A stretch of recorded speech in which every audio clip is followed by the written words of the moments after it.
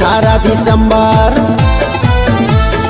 18 दिसंबर 18 दिसंबर हमर बाबा के अमर हो गए। 18 दिसंबर हमर गुरु के अमर रहे। हमर गुरु घासी के जयंती सुबह सरागे। हमर गुरु बाबा के जयंती सुबह सरागे।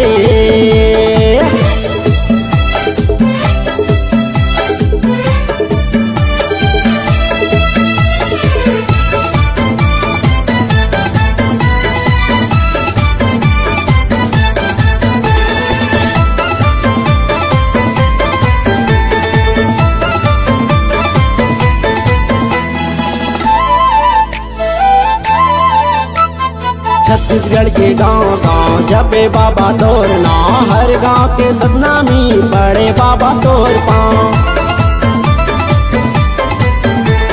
सतनामी सार है बाकी सब बेकार है। दिए तोरे ज्ञान बाबा मोर बर उधार है। दिए तोरे ज्ञान गुरु हमर बर उधार है।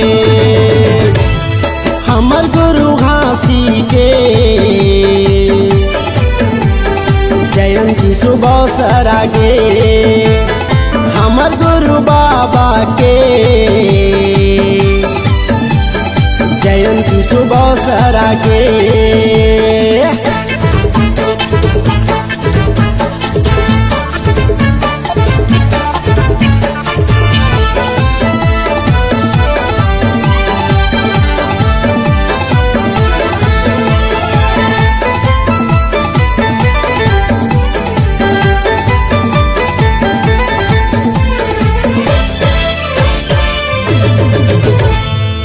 सुपारी जोड़ा श्रीफल सादा के झंडा चढ़ा। गुरु चरण में माथे नवा के नावा नावा पंथी गाँव।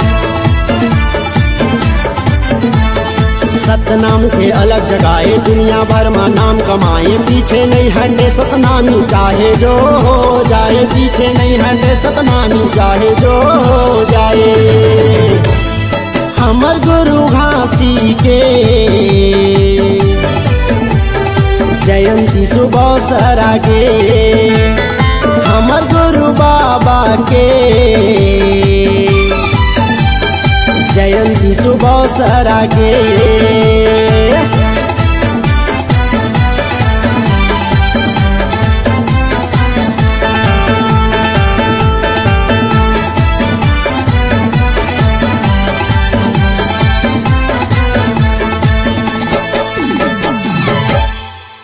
जय जोहार नमस्कार संगवारी हो। यूट्यूब में एक से बढ़कर एक गीत और संगीत सुने देखे बर हमर यूट्यूब चैनल गायत्री मोंगरेला लाइक करहू सब्सक्राइब करहू और हमार बढ़िया बढ़िया गीत संगीत जल्द से जल्द आप तक पहुंच जाए। एक सती ऑल के बेल आइकन ला दबाए बर झन भुलाहू।